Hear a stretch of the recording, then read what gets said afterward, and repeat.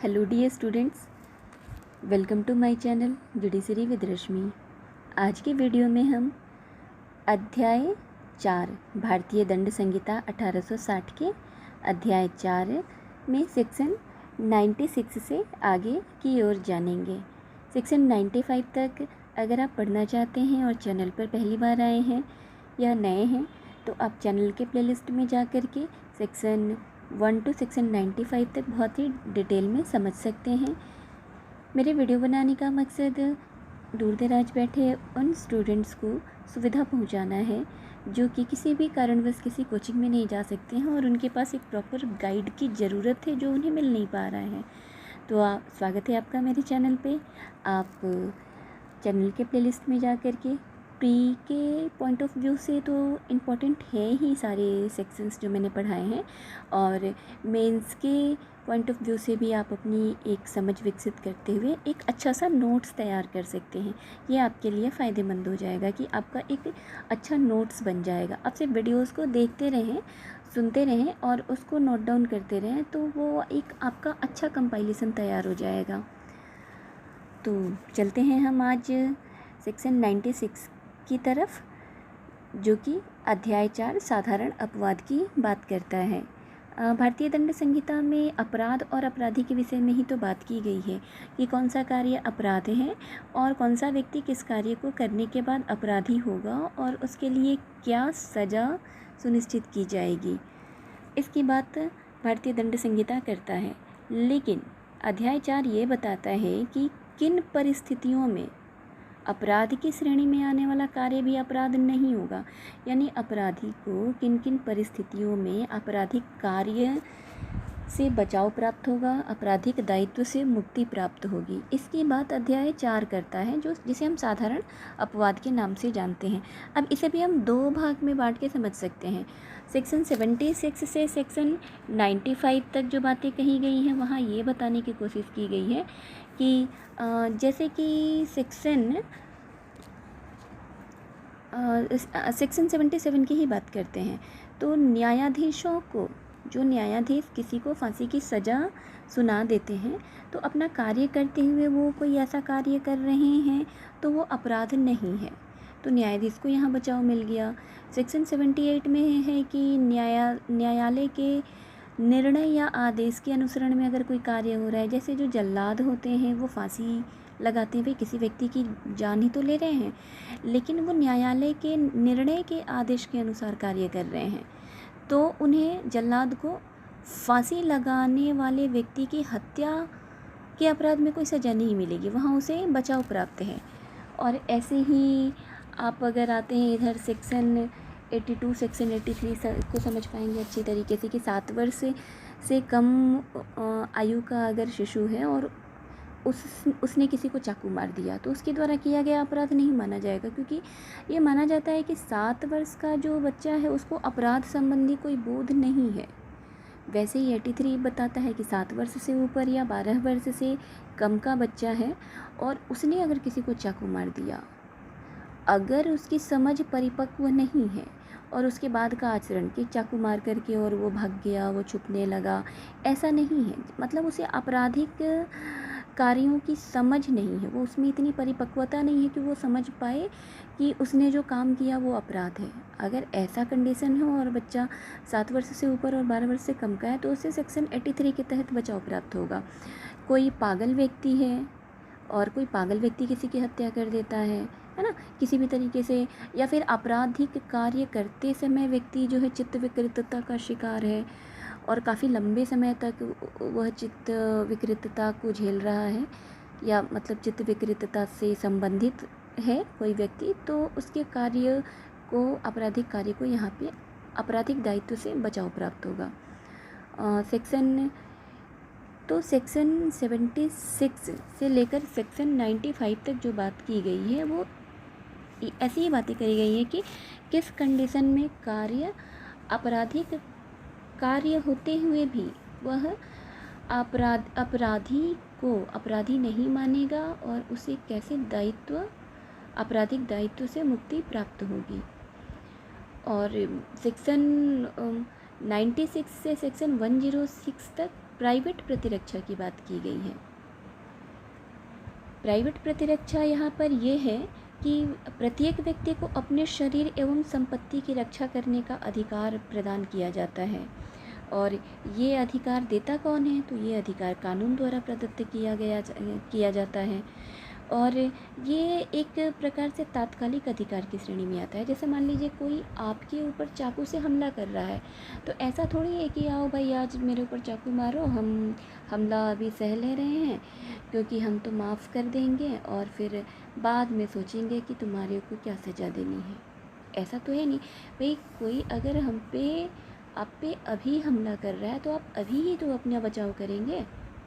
तो ये तात्कालिक अधिकार की श्रेणी में आ गया।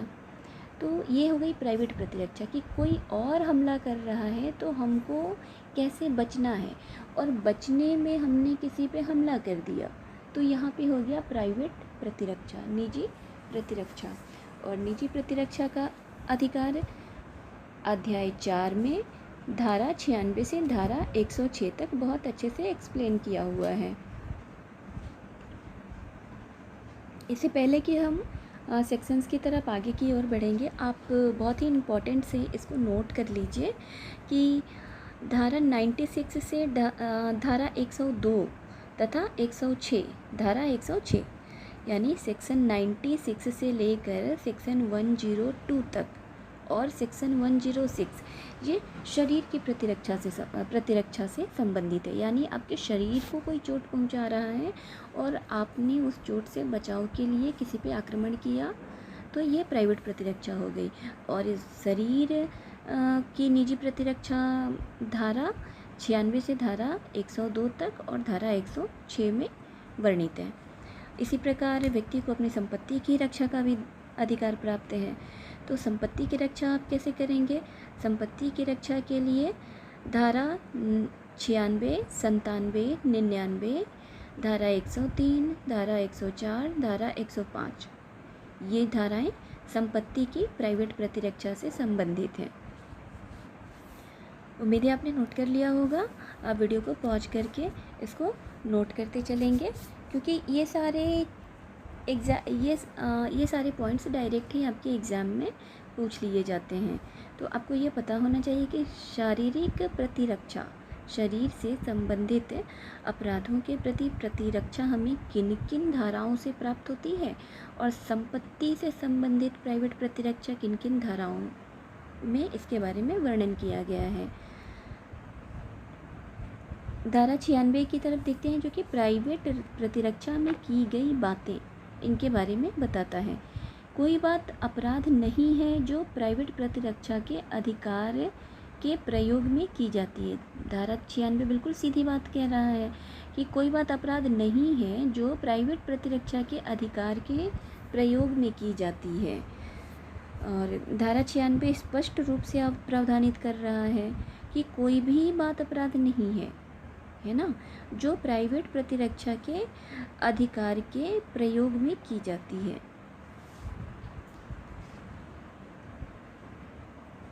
टिप्पणियों के माध्यम से इसको समझते हैं।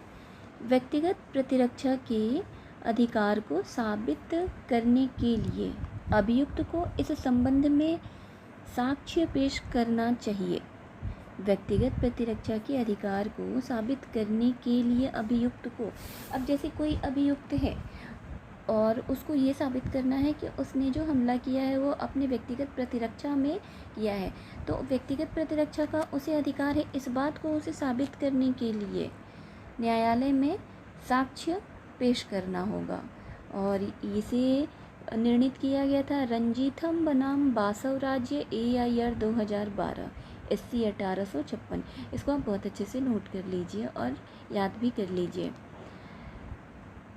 युक्त आशंका की बात करता है। व्यक्तिगत प्रतिरक्षा के अधिकार का दावा करने के लिए मृत्यु या धार उपहति की युक्त आशंका साबित की जानी चाहिए। अर्जुन बनाम महाराष्ट्र राज्य AIR 2012 SC के बाद में इस बात को निर्णित किया गया था। एक अन्य वाक्य इसमें निकल कर आता है कि अभिवाक आवश्यक नहीं है। प्राइवेट प्रतिरक्षा में जो भी बातें होती हैं उसमें 3 क्रूशियल वर्ड निकल के आ गए। क्षेत्र, क्या क्षेत्र होना चाहिए, तो इससे संबंधित साक्ष्य अभियुक्त को ही पेश करना पड़ेगा। और युक्त आशंका है ना, कि सामने वाला हम पर हमला कर रहा है और हमें वो जान से मार डालेगा, इस बात की या घोर उपहति करेगा, तो इस बात की युक्त आशंका जो है वो साबित की जानी चाहिए। अब ऐसा नहीं कि किसी को भी कि वो हमको मार देता इसलिए हमने उसको मार दिया, ऐसे नहीं, उसको उस युक्त आशंका को साबित किया जाना जरूरी है। इसके लिए अर्जुन बनाम महाराष्ट्र राज्य AIR 2012 SC 21-18 के बाद में निर्णय दिया गया था। अभिभाषक आवश्यक नहीं है, यह शब्द बताता है व्यक्तिगत प्रतिरक्षा के अधिकार का अभिभाषक सदैव अभियुक्त द्वारा नहीं किया जाना है। और इसे वी सुब्रमणी एवं अन्य बनाम स्टेट ऑफ तमिलनाडु 2005 में बताया गया था। एक अन्य इम्पॉर्टेंट केस है इससे, नवीन चंद्र बनाम उत्तरांचल राज्य 2007 SC का केस है ये। इस वाद में धारित किया गया कि प्राइवेट प्रतिरक्षा के अधिकार का प्रयोग के लिए पूरी घटना का परीक्षण सतर्कतापूर्वक करना चाहिए। अभियुक्त के शरीर पर पाए जाने वाले चोटों से इन अधिकार की उपधारणा नहीं की जा सकती। सिर्फ अभियुक्त के शरीर पर चोट है और इस आधार पर इस बात की उपधारणा नहीं की जा सकती है कि सामने वाला उसको जान से मार डालना या घोर उपहति देना चाह रहा था। तो इसको सावधानी पूर्वक और सतर्कतापूर्वक पूरी घटना का परीक्षण जरूरी है, तभी प्राइवेट प्रतिरक्षा के अधिकार का प्रयोग अभियुक्त को प्राप्त होगा। इसे हम ऐसे समझ सकते हैं कि प्राइवेट प्रतिरक्षा का अधिकार किसी भी ऐसे कार्य को न्यायोचित नहीं ठहरा सकता है जो कि निश्चित रूप से प्रतिरक्षा नहीं है, और ऐसी स्थिति है तो यह एक अपराध है, अर्थात एक अपराध हुआ। और इस अपराध में प्राइवेट प्रतिरक्षा का अधिकार किसी भी ऐसे कार्य को न्यायोचित नहीं ठहराया जाएगा जो निश्चित रूप से प्रतिरक्षा नहीं है ना। आपने प्रतिरक्षा में सामने वाले को मारा ये तो अपराध है, लेकिन प्रतिरक्षा में मारा यह बात होनी चाहिए, यह बात साबित होनी चाहिए। और अगर आपने प्रतिरक्षा में नहीं मारा तो यहाँ पे आपको प्राइवेट प्रतिरक्षा का अधिकार नहीं मिलेगा। और प्राइवेट प्रतिरक्षा का अधिकार का प्रयोग उस समय नहीं किया जा सकता जबकि इसकी मांग करने वाला स्वयं आक्रमण करता हो। यानी पहले जिसने आक्रमण किया, जैसे A ने B पे आक्रमण किया, B ने बचाव में A पे फिर आक्रमण किया और A ने B को मार डाला, तो यहाँ पे पहला आक्रमणकर्ता कौन था? A था। तो A को यहाँ A अब इस बात का दावा नहीं कर सकता है कि B से प्राइवेट प्रतिरक्षा के अधिकार में उसने B को मारा, क्योंकि यहाँ पे आक्रमणकर्ता A था, पहले शुरुआत उसने की, तो उसे प्राइवेट प्रतिरक्षा का अधिकार नहीं प्राप्त होगा। और उत्तर प्रदेश राज्य बनाम टूसू 1983 SC के वाद जो हैं वो बहुत इम्पोर्टेंट है, आप इसको नोट डाउन कर लीजिए। उत्तर प्रदेश राज्य बनाम टूसू 1983 SC का वाद है। इसमें कहा गया कि जो व्यक्ति स्वतः आक्रामक है तथा जो स्वतः अपने ऊपर आक्रमण को आमंत्रित करता है, अपने आक्रामक प्रहार के कारण वह व्यक्ति प्राइवेट प्रतिरक्षा के अधिकार का प्रयोग करने का हकदार नहीं है। ये वही A और B वाला एग्जाम्पल हो गया कि A ने पहले आक्रमण शुरू किया, B ने अपने बचाव में किया, A ने फिर उस B को मार डाला। तो जिसने शुरुआत करी उसे प्राइवेट प्रतिरक्षा के अधिकार के प्रयोग का हक नहीं है। यह निर्णित हुआ था उत्तर प्रदेश राज्य बनाम टूसू 1983 के बाद में। निर्णित क्या हुआ था, यह बात तो कंडीशन में है ही, धारा 96 के टर्म्स एंड कंडीशंस में ये बात शामिल है और इसे उत्तर प्रदेश राज्य बनाम टूसू में निर्णित भी किया गया। तो धारा 96 से समझ में आ गई। धारा 96 बताती है कि प्राइवेट प्रतिरक्षा में कोई बात अपराध नहीं है जो प्राइवेट प्रतिरक्षा के अधिकार के प्रयोग में की जाती है। धारा 97 की तरफ देखते हैं, जो शरीर तथा संपत्ति के प्राइवेट प्रतिरक्षा का अधिकार की बात करता है। इसमें कहा गया है, धारा 99 में अंतर्विष्ट निबंधनों के अध्ययन हर व्यक्ति को अधिकार है। अब इसके लिए धारा 99 समझना होगा। धारा 99 क्या कहती है? धारा 99 कहती है, ऐसे व्यक्ति के कार्य के विरुद्ध प्राइवेट प्रतिरक्षा का अधिकार जो विकृत चित्त आदि हो। धारा 99 देखना था हमें, सॉरी।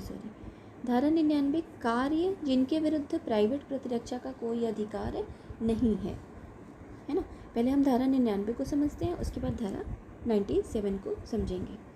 तो धारा 99 कह रहा है, यदि कोई कार्य जिससे मृत्यु या घोर उपहति की आशंका युक्त रूप से कारित नहीं होती, सद्भावपूर्वक अपने पदाभास में कार्य करते हुए लोक सेवक द्वारा किया जाता है या किए जाने का प्रयत्न किया जाता है, तो उस कार्य के विरुद्ध प्राइवेट प्रतिरक्षा का कोई अधिकार नहीं है, चाहे वह कार्य विधि अनुसार सर्वथा न्यायानुमत न भी हो। यदि कोई कार्य जिससे मृत्यु या घोर उपहति की आशंका युक्त रूप से कारित नहीं होती, सद्भावपूर्वक अपने पदाभास में कार्य करते हुए लोक सेवक के निर्देश से किया जाता है, यानी लोक सेवक स्वयं वह कार्य कर रहा है या लोक सेवक के निर्देश से कोई अन्य व्यक्ति इस कार्य को कर रहा है या किए जाने का प्रयत्न किया जाता है, तो उस कार्य के विरुद्ध प्राइवेट प्रतिरक्षा का कोई अधिकार नहीं है, चाहे वह निर्देश विधि अनुसार सर्वथा न्यायानुमत न भी हो। उन दशाओं में जिनमें संरक्षा के लिए लोक प्राधिकारियों की सहायता प्राप्त करने के लिए समय है, प्राइवेट प्रतिरक्षा का कोई अधिकार नहीं है। इस अधिकार के प्रयोग का विस्तार क्या है? पहले इसको हम समझते हैं कि धारा 99 के तहत जो बात कही गई है कि ऐसे कार्य जिनके विरुद्ध प्राइवेट प्रतिरक्षा का कोई अधिकार नहीं है, तो कोई लोक सेवक है या लोक सेवक के निर्देश में काम करने वाला कोई अन्य व्यक्ति है, यदि वे कोई ऐसा कार्य करते हैं जिससे मृत्यु या घोर उपहति की आशंका युक्त रूप से कारित नहीं होती, ठीक है, सद्भावपूर्वक अपने पदाभास में कार्य करते हुए वो ऐसा कोई प्रयत्न करते हैं या उनके विरुद्ध ऐसा कोई कार्य करते हैं, तो उन्हें प्राइवेट प्रतिरक्षा का कोई अधिकार प्राप्त नहीं होगा। और इस अधिकार के प्रयोग का विस्तार किसी दशा में भी प्राइवेट प्रतिरक्षा के अधिकार का विस्तार उतनी अपहानि से अधिक अपहानि करने पर नहीं है जितनी प्रतिरक्षा के प्रयोजन से करनी आवश्यक है। इसको ऐसे समझते हैं कि ध्यान से समझ लीजिएगा, 99 तो ही 97 समझ में आएगा।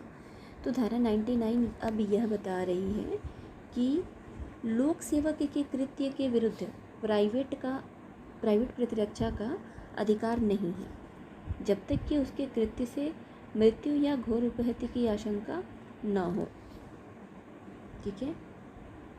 लोक सेवक के कृत्य के विरुद्ध, यहाँ पे धारा 99 जो है वह किसके विरुद्ध प्राइवेट प्रतिरक्षा का अधिकार नहीं है की बात कर रहा है, तो लोक सेवक, यदि कोई लोक सेवक है तो उनके कृत्य के विरुद्ध प्राइवेट प्रतिरक्षा का अधिकार नहीं है जब तक कि उसके कृत्य से मृत्यु या घोर उपहति की आशंका न हो। और इसके जो दूसरे कंडीशन है उसे ऐसे समझ पाएंगे कि लोक सेवक के निर्देश में किए गए कृत्य के विरुद्ध प्राइवेट प्रतिरक्षा का अधिकार नहीं है जब तक कि उसके कृत्य से मृत्यु या घोर उपहति की आशंका न हो। तो इसको आप ऐसे से आसान से लैंग्वेज में समझ सकते हैं धारा 99 को, कि लोक सेवक या लोक सेवक के निर्देश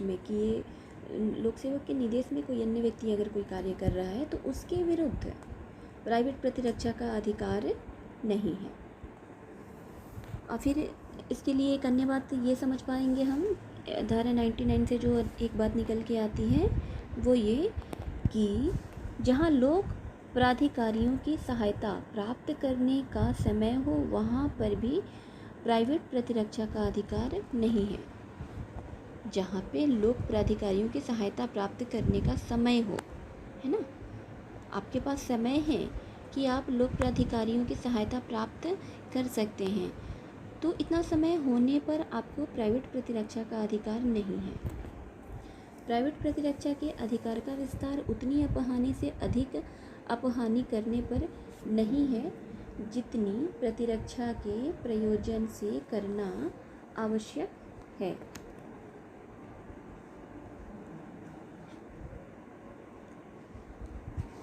धारा 99 स्पष्टीकरण 1 जान लेते हैं। कोई व्यक्ति किसी लोक सेवक द्वारा ऐसे लोक सेवक के नाते किए गए या किए जाने के लिए प्रयतित कार्य के विरुद्ध प्राइवेट प्रतिरक्षा के अधिकार से वंचित नहीं होता जब तक कि वह यह न जानता हो या विश्वास करने का कारण न रखता हो कि उस कार्य को करने वाला व्यक्ति ऐसा लोक सेवक है। अब कोई झूठा लोक सेवक बन करके आपके विरुद्ध कोई कार्य कर रहा है तो उसके विरुद्ध आपको प्राइवेट प्रतिरक्षा का अधिकार है। लेकिन अगर आपको यह ज्ञान है कि और ज्ञान है या नहीं भी ज्ञान है लेकिन वह वास्तव में कोई लोक सेवक है जिसको यह अधिकार प्राप्त है कि आपके विरुद्ध ऐसा कोई कार्य वो कर सकता है, तो वहाँ पे आपको प्राइवेट प्रतिरक्षा का अधिकार प्राप्त नहीं होगा। स्पष्टीकरण 2 कहता है कि कोई व्यक्ति किसी लोक सेवक के निर्देश से किए गए या किए जाने के लिए प्रयतित किसी कार्य के विरुद्ध प्राइवेट प्रतिरक्षा के अधिकार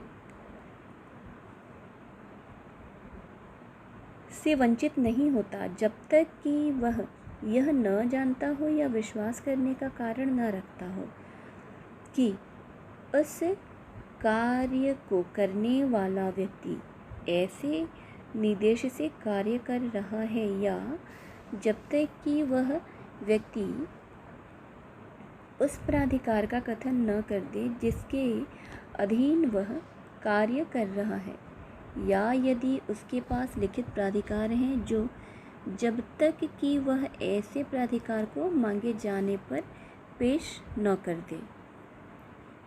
इसकी टिप्पणियाँ समझते हैं कि यह विधि यह नहीं कहती कि वह व्यक्ति जिसकी संपत्ति पर अतिचारियों द्वारा बलपूर्वक कब्जा करने का प्रयत्न किया जाए वहाँ से भागकर प्राधिकारियों से सुरक्षा मांगने जाए। प्राइवेट प्रतिरक्षा का अधिकार एक सामाजिक उद्देश्य को पूरा करता है। इसे डिफ़ाइन किया गया था मुंशी राम बनाम दिल्ली प्रशासन AIR 1968 SC। प्राइवेट प्रतिरक्षा के अधिकार के प्रयोग के समय विधि यह आशा नहीं करती कि प्रतिरक्षक आक्रमण को समाप्त करने के लिए बल की सहायता सही मात्रा में कितनी ले, इसको तराजू पर तौलेगा। इस बात की आवश्यकता नहीं है। मतलब कितनी मात्रा में प्रतिरक्षक आक्रमण को समाप्त करने के लिए बल की सही मात्रा होनी चाहिए, यह तराजू पर तौलने वाला विषय नहीं है। इस अधिकार के प्रयोग में बल की मात्रा की सटीकता को नहीं बल्कि उसकी युक्तियुक्तता को देखा जाना चाहिए कि बल प्रयोग अगर हो रहा है तो उसका युक्तियुक्त कारण कितना है। बूटा सिंह बनाम राज्य AIR 1991 SC 1316 के बाद में इसे निर्णित किया गया था। तो इस प्रकार से आपने देखा कि धारा 97 प्रत्येक व्यक्ति को शरीर तथा संपत्ति की प्राइवेट प्रतिरक्षा का अधिकार प्रदान करता है। और इस धारा जब धारा 97 की हम बात कर रहे थे तो यही बात हुई थी ना कि धारा 97 प्रत्येक व्यक्ति को शरीर तथा संपत्ति की प्रतिरक्षा का अधिकार प्रदान करता है। लेकिन धारा 97 जो शरीर और संपत्ति की प्राइवेट प्रतिरक्षा की बात कर रहा है वह धारा 99 में जितने निर्बंधन हैं, निर्बंधनों के अध्ययन जो भी अंतर्विष्ट हैं, हर व्यक्ति को अधिकार है कि वह, अब हम समझते हैं सेक्शन 97 को। मानव शरीर पर प्रभाव डालने वाले किसी अपराध के विरुद्ध अपने शरीर और किसी अन्य व्यक्ति के शरीर की प्रतिरक्षा करे।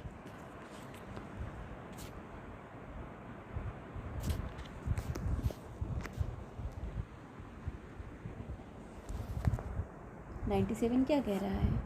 मानव शरीर पर प्रभाव डालने वाले किसी अपराध के विरुद्ध अपने शरीर तथा किसी अन्य व्यक्ति के शरीर की प्रतिरक्षा करे। और दूसरी बात बताता है, किसी ऐसे कार्य के विरुद्ध जो चोरी, लूट, रिश्ती या आपराधिक अत्याचार की परिभाषा में आने वाला अपराध है, या जो चोरी, लूट, रिश्ती या आपराधिक अत्याचार करने का प्रयत्न है, अपनी या किसी अन्य व्यक्ति की चाहे जंगम चाहे स्थावर संपत्ति की प्रतिरक्षा करे। टिप्पणियाँ। उठाने का हकदार नहीं। अभियुक्त पर उपहति की उपस्थिति यह उपधारणा उत्पन्न नहीं करती कि अभियुक्त आत्म प्रतिरक्षा का अभिभाग उठाने का हकदार है। इसे वी सुब्रमणि एवं अन्य बनाम स्टेट ऑफ तमिलनाडु 2005 के बाद में बताया गया था। तो धारा 97 में जो शरीर और संपत्ति की प्राइवेट प्रतिरक्षा के अधिकार की बात है, वह धारा 99 में दी गई सीमाओं के अधीन रहते हुए है ना, कि वहाँ हर व्यक्ति को अधिकार तो है वो अपने शरीर और संपत्ति की रक्षा करेगा। इसको सीधी सी लैंग्वेज में ऐसे समझ सकते हैं कि हर व्यक्ति को अधिकार है कि शरीर तथा संपत्ति से संबंधित प्राइवेट प्रतिरक्षा के अधिकार का प्रयोग करे।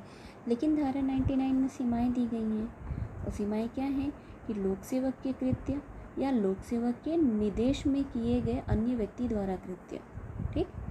फिर जहाँ लोक प्राधिकारी की सहायता प्राप्त करने का पर्याप्त समय है आपके पास, ठीक है, तो वहाँ पे आप प्राइवेट प्रतिरक्षा का अधिकार नहीं यूज कर सकते। फिर प्राइवेट प्रतिरक्षा का अधिकार जो है, इसका विस्तार उतनी अपहानि से अधिक अपहानि करने पर नहीं है जितनी प्रतिरक्षा के प्रयोजन से करना आवश्यक है। तो इस प्रकार 97 आप समझ पाए होंगे कि 97 में जो बातें कही गई हैं उस पर निर्बंधन के रूप में 99 सेक्शन है कि 97 सेक्शन में जो भी बातें कही गई हैं वो बातें 99 के अध्ययन रहते हुए लागू होंगी। धारा 99 में जो 4 कंडीशंस लगाए गए हैं, लोक सेवक के कृत्य के विरुद्ध, लोक सेवक के निर्देश में किए गए कृत्य के विरुद्ध आप प्राइवेट प्रतिरक्षा का अधिकार प्राप्त नहीं कर सकते हैं। आपके पास पर्याप्त समय है तो आप पर्याप्त समय है कि आप किसी लोक प्राधिकारी की सहायता प्राप्त कर सकें, तो आप प्राइवेट प्रतिरक्षा के अधिकार का प्रयोग नहीं कर सकते हैं। और ऐसी स्थितियाँ हैं तो आप धारा 97 का प्रयोग नहीं करेंगे, और ऐसी स्थितियाँ नहीं हैं जो 99 में बताई गई हैं, तो आप सेक्शन 97 में दिए गए अधिकार का प्रयोग करेंगे। इतनी सी बात। अभी धारा 98 को हम समझ लेते हैं। धारा 98 बताती है, ऐसे व्यक्ति के कार्य के विरुद्ध प्राइवेट प्रतिरक्षा का अधिकार जो विकृत चित्त आदि हो, जबकि कोई कार्य जो अन्यथा कोई अपराध होता, उस कार्य को करने वाले व्यक्ति के बालकपन,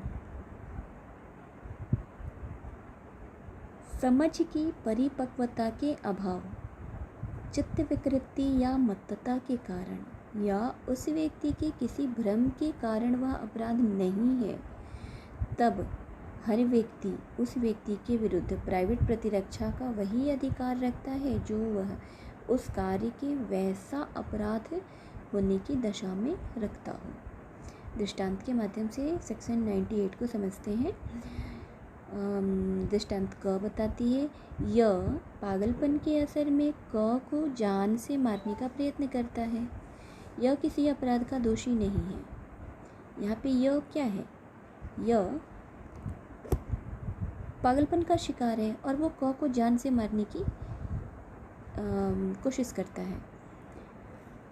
यह किसी अपराध का दोषी नहीं है। यह पागलपन की स्थिति में है तो यह अपराध का दोषी नहीं होगा, किंतु क को प्राइवेट प्रतिरक्षा का अधिकार प्राप्त है, और वही अधिकार प्राप्त है जो वह यह कि स्वस्थचित्त होने की दशा में होता। भाई यह पागलपन का शिकार है ना, लेकिन जान तो मारने का प्रयत्न कर रहा है क का, तो क को हर स्थिति में प्राइवेट प्रतिरक्षा का अधिकार प्राप्त है यदि यह पागल होता या यदि वह यह स्वस्थचित्त होने की दशा में होता। दृष्टांत ख बताती है क रात्रि में एक ऐसे गृह में प्रवेश करता है जिसमें प्रवेश करने के कारण वह वैध रूप से हकदार है। जिसमें प्रवेश करने के लिए वह वैध रूप से हकदार है, ऐसे गृह में रात्रि में क प्रवेश करता है। यह सद्भावनापूर्वक क को गृह भेदक समझकर क पर आक्रमण करता है।